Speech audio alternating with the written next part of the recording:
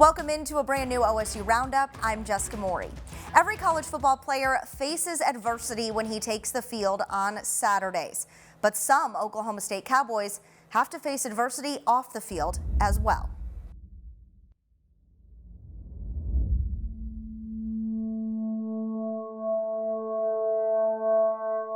My mom just kept telling me it's gonna be okay. My dad kept telling me it's gonna be okay, and I just kept taking it in.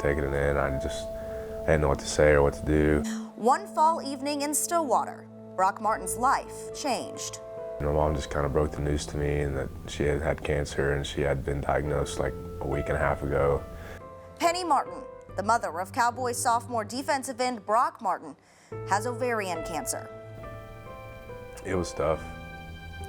I mean, she knew it wasn't gonna be easy to tell me, and she knew that it was gonna be hard on me because she knows how I am. I kind of keep my emotions in, I just kind of bottle it up, but she specifically told me not to do that this time, to talk to people.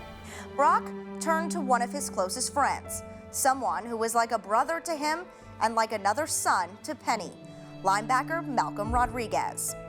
We've known each other since we were 5 years old, and maybe not that best of friends thing, but we've been rooming together since we were freshmen. We, play on the same side of the ball. We're in meetings together, so it's nice to have that support, especially from someone who I used to not like very much in high school because he used to beat me all the time. We both come from the same small town, like family, so I mean I would do the same thing for him, and he knows that. Malcolm and Brock may have been rivals growing up, but now they're like family, and they're even starting to look alike. He told me that she's gonna do chemo and everything, and I was like, you know what, let's just shave our heads and everything, and kind of like threw him off guard. He was like, you want to shave your heads? Well, you want to shave our heads? I was like, yeah, I mean, yeah, we can if you want. I was like, I'm down. And he goes, let's go grab some clippers, and we ran to Walmart, grabbed some $12 clippers, and just started cutting our hair off. He's already had his head shaved before, but I've never had my head shaved, so I was like kind of hesitant, but like I was wanting to support her and support him and his family.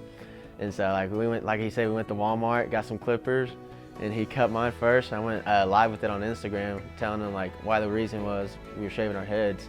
And so it's just a pretty good deal, and I actually kind of like it now. So what did Penny think about this show of support? I remember I was live and she had joined the live chat, and so she was like, oh, she said, I don't know why you guys did that, you guys are dumb. And she ended up saying you guys are still cute though with our head shaved, so it was pretty neat deal. As Brock and Malcolm continue to support Penny, she hasn't missed a beat when it comes to cheering on her boys. She's been in the stands for multiple games this season, and she has no plans of missing any in the future.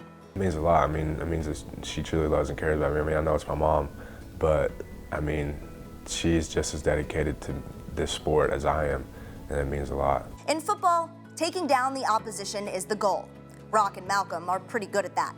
The same rings true in life, and winning runs in this family. I love you. Stay strong, keep your head up. This whole organization's behind you. We love you, Penny, and we can't wait to see you kick cancer's butt.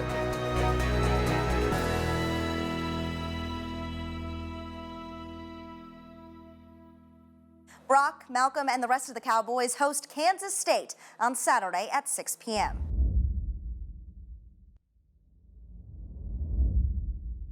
Guys, Hey, what time's your flight? I've got an hour until I'm supposed to board. All right, we have things to do.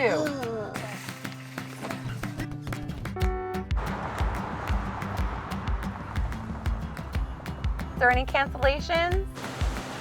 I thought she was your best friend. Yeah, she was. So they attached a dog head on the man's body. Where's your backpack? Mom. You know what? I think I'm gonna sew your backpack to your back. What do you think?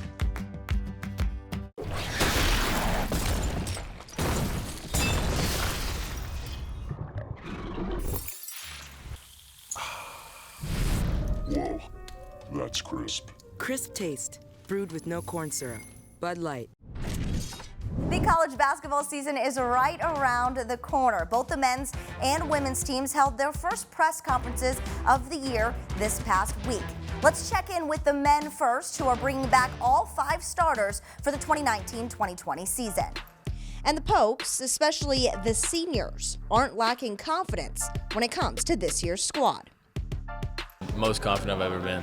Just because I know I come in with these guys every single day. I see how hard they work. And I know I'm going to do everything I can as a leader to make sure that the freshmen are doing their job, as well as the seniors are, Thomas and Cam, are holding me accountable. And you know, everyone does their job correctly, and we'll be fine. I'm really confident just because we spend so much time with one another in the gym and off the field, off the court. We eat lunch almost every single day, like Monday through Saturday with one another. And we're a really competitive group, but it's like a healthy competition where you want the teammates to do well, but you also want to beat them. So it's really good dynamics with our team this year. The Cowboys returned 78% of their scoring from a year ago, and they boast a top 25 recruiting class. They expect to be a force to be reckoned with in the Big 12. I think it's because we have a lot of weapons on this team. A lot of guys that people don't know of, and the guys that we do already know of. Any given night, somebody can have a really on day, and I think it just adds a lot of weapons. And since we have a lot of weapons, it's hard to scout us, and we kind of just encourage one another. So if Ice has a really hot day, or if one of the freshmen have a really hot day, we kind of feed them the ball. So we have a lot of weapons on this team. The Cowboys open the season at home against Rogers State on Friday, November 1st. The Cowgirls finished 7th in the Big 12 last season, but expectations are high for this 2019-2020 squad. They return one of the nation's top scorers in All-American Vivian Gray, who is the reigning Big 12 Newcomer of the Year. They also bring back 3 of their 5 starters, and they say one of their advantages this year will be their depth. I definitely think we're a lot deeper. We got a lot of good recruits in, and we had a lot of experience from last year. Like Jamie Cassidy, being freshman coming in, got a lot of good experience, and then we have really good recruits, so we're deep this year for sure. The Cowgirls are set for an extremely tough non-conference slate that includes number 1 Oregon, number 8 Louisville, 10th ranked Texas A&M, and 24th ranked Rice. I'm excited to see what we can do.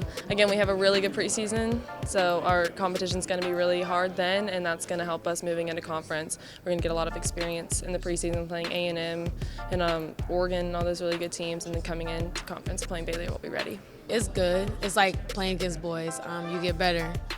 Playing against the best, you're going to get better. That even though if they beat you down a couple times, as long as you get up, that's all that matters. The Cowgirls open the season against Idaho at home on November 5th. If you want a sneak peek at this year's teams, the men and women will both be hosting open practices on Saturday before the Cowboys take on Kansas State at Boone Pickens. The women take the court at 11:30, followed by the men at 12:30. That's going to do it for this week's OSU Roundup Midweek Update. I'm Jessica Maury. Thanks for watching.